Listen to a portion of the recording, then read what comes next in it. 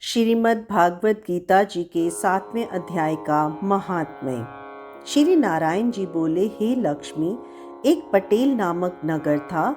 वहाँ एक संकपूर्ण नामक वैश्य रहता था। वह व्यापार करने को नगर के बाहर कहीं प्रदेश को जा रहा था।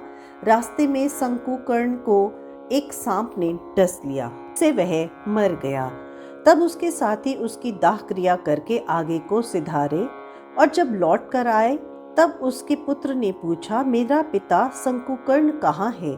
तब उन व्यापारियों ने कहा, तेरे पिता को सर्प ने डस लिया था, सो वह मर गया, और यह पदार्थ तेरे पिता का है, सो तू ले। उन्होंने 1 करोड़ रुपया दिया और उसकी गति कराने को कहा, क्योंकि वह अधोगति से मरा था।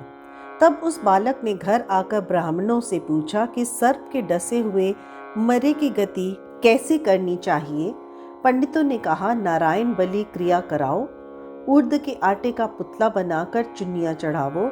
जैसी विधि पंडितों ने कही तैसी करी। बड़ा यज्ञ किया, बहुत से ब्राह्मण जिमाए, श्राद्ध पिंड पत्तल कराया। बाकी द्रव्य जो बचा चारों भाइयों ने बांट लिया। एक पुत्र बोला, जिस सर्प ने मेरे पिता को काटा है मैं उसको मारूंगा। उसने व्यापारियों से पूछा, मुझे वह ठौर बताओ जहां मेरा पिता शंकुकर्ण मरा है। व्यापारियों ने कहा, चल वह ठौर तुझे बता दे। उसे वहां ले जा खड़ा किया। देखा तो वहां एक बांबी है, जिसे वह कुदीले से खोदने लगा। जब छेद बड़ा हुआ तो वहां से एक सर्प निकला। सर्प बोला, तू कौन है? मेरा घर क्यों खोदता है? बालक ने कहा, मैं शंकुकर्ण का पुत्र हूँ।